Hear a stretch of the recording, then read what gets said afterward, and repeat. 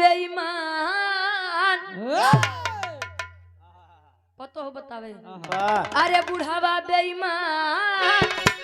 महंगा करैला के चोखा बुढ़ावा बेईमान महंगा करैला के चोखा कहे बुढ़ावा बेईमान मांगे करैला के चोखा कोनो दुल्ही के दुल्हा पिया वाला मिल गया गुरुजी पिया वाला हो कंपोजिट क्या सीख रहे हो बा दोनों पिए हाँ ठंडी पिए नहीं गांजा दारू दोनों पिए अरे दुल्हा दारूबाज अरे दुल्हा दारूबाज घर में करे नौटंकी दुल्हा दारूबाज घर में करे नौटंकी दुल्हा दारूबाज घर में करे नौटंकी कहे दुल्हा दारूबाज घर में करे नौटंकी तो दुल्हावा का करे कुल हमारे बतैबे तो अपन न बतौबे कहते अपन नहीं बतैबे दुल्हा इतना सीधा साधा पाई गया है जैसे जलेबी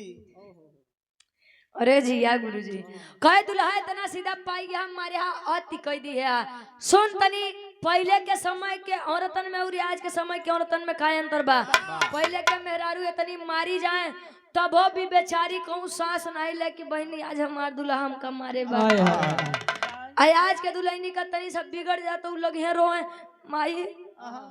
पी के आयरन मार गरियावत रहे अरे हमको गरियान ठीक है तू गरिया काय बतावे कैसे अरे धन ठानी न रात पाइन बलम बौरा हवा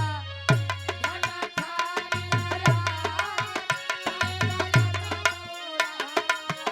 धन ठानी न रात पाइन बलम बौरा हवा धन ठानी न रात धन ठानी धन ठानी धन ठानी पाइन भलार बौरा पाइन भलार बौरा बताओ बदला अरे तब के औरत पति के अपने निस्दिन शीश झुकावे आज के औरत बात बात पे अरे तुरंत लात उठावे काहे लत मरुआ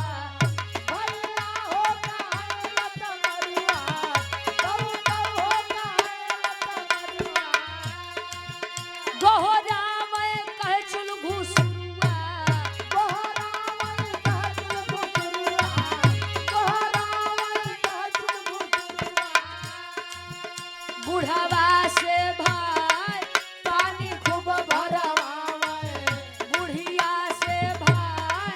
लड़का खूब जवावे जेठाउत से भाई लाठी खूब चलावे देवरा के फसाए चौमिन चाटे बनावे तोहार ढेर दिमाग किया चलत बा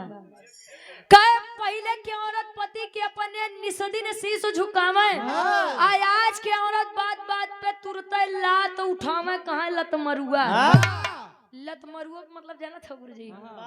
मेहरा अपने बताओ लत मरुआ के मतलब होता है कि केहू कितना लात खाए उ सुधरबे नहीं करे ओके कहे यार बजर लत खोरे आदमी एकदम पूर्ण निघर घट पाई ई लोग कहे हमारे माई बाबू अच्छा पहले के पुरनिया